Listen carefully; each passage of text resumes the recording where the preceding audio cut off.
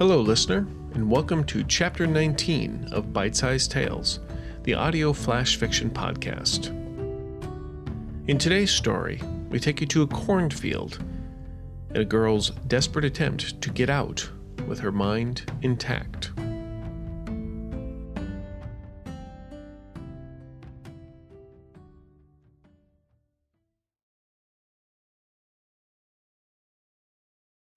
The Maize. Written and read by Dot Moore. Don't go. Please. Please don't leave me here. The wind whipped through the air with a sharp whistle as we walked up the trail back to the farm. The sun set about an hour ago, and the biting chill in the air sent goosebumps up my arms. A shiver crawled up my spine as I wrapped my arms around myself. The glowing yellow porch lights of the house were our guide back through the tall stalks of corn, almost ready for harvest. I rubbed my palms over my prickled skin and internally scolded myself for not taking Papa Walt's big jacket when he offered it to me. My boots squelched in the muddy soil of the field as we wove through each row. I sighed and wiped the sole off on the base of a stalk and turned to look back for my brothers. We walked in silence for too long, no denying they were up to something. I looked over my shoulder to the right, and nothing. To the left, again, nothing. I spun around quickly, readying myself for the inevitable startle, and nothing. Jake? Only the sound of crickets accompanying the croaks of frogs hung in the air. Joey! I spun again, looking for them. Come on, boys, stop playing with me. This game ain't been funny since I was little. I stood there for another moment, listening and waiting.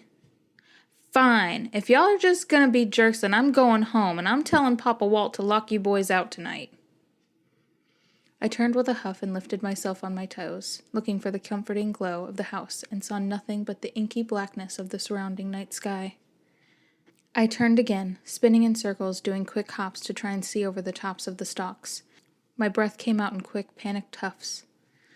I steadied myself for a moment with a deep inhale through my nose and slowly let it out past my lips. Just breathe, Jesse, breathe. It'll all be okay. The wind rustled through the tops of the stalks again, rushing through them, bowing the tops to slightly improve my surrounding view. The stillness of the heavens above me made me feel like I was sinking. It took me a moment to realize that the once starlit backdrop was now a completely black canvas withdrawing every bit of light possible. The moon hung low in the sky. As I paused to take comfort in its presence, it slipped into a thin crescent smile that curved the wrong way along the horizon. Wake up, Jesse. This has to be a dream. Just wake up. I screamed into the dark before throwing myself to the ground on my knees in a fit of exasperation. The tears flowed from my eyes and fell in droplets to the soil. I let out quick gasps between sobs, and I wrapped my arms tightly around my waist, doing everything I could to hold myself together. I slowed my breathing and rubbed the chill from my arms. I pushed myself to stand and wipe the tears from my cheeks. Keep it together, Jess. Remember what Dr. Eversole told you. List what's real. Say it out loud. I looked down at my hands and flipped them over. I pinched the pads of my fingertips with my nails and counted it softly to myself. 2 hands. 10 fingers. 3 rings. Light blue polish. I took a few more deep breaths and steadied myself. I gathered my hair at the nape of my neck and tied it together with the elastic from my wrist. I rolled my shoulders and looked up again in search of the horizon over the top of the cornstalks. Again, only darkness and the now toothy wide grin hovering in the air. It's not real, Jess. Keep going. I started to walk forward, passing row after row of corn, surrounded. The rough leaves tickled my bare shoulders as I walked past them. I started a light jog, keeping my arms out in front of me to feel for any breaks in the field. The feather-like tickle of the leaves started to slice and cut through my skin like razor blades. As I ran, I could feel each slice rip through the soft flesh of my arms and legs, my cheek. I stopped to look myself over and couldn't see any wounds, but the sting of each cut radiated throughout my body. Remember what Dr. Eversole told you. I paused. 1, 2, wait, okay. 1, 2. I could feel my fear forcing its way to the surface.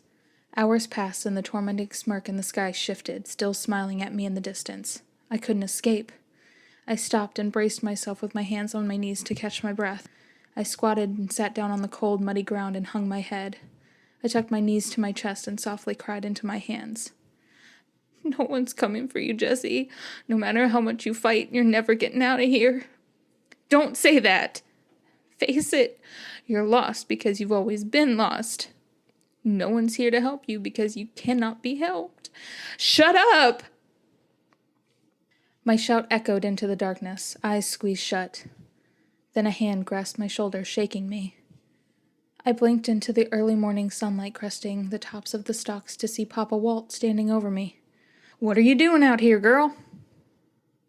I jumped up and wrapped my arms around him, shaking and crying into his chest. He paused, pushing my shoulders back to look at me. What are you on about, Sweet Pea? What's got you all upset? I sniffled and gasped to catch my breath through my sobs.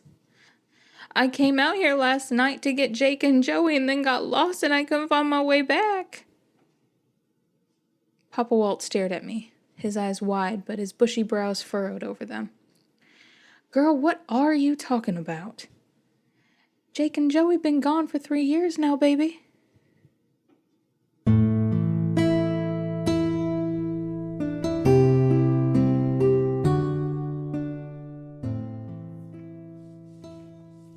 Author's note. I wanted this story to correlate loosely to Wayne's previous story, Cold Embrace, hence the mention of Dr. Eversole. Jessie was one of her later test subjects after her original success and unfortunately failed the trial and now experiences bouts of hallucinations and time loss. I really love the horror genre and hope I did it justice without going down the rabbit hole of too much in such a short story. I really love how quickly I've started to become attached to my characters, and I want to build a story to fruition. Maybe there will be more of Jessie's struggles in chapters to come.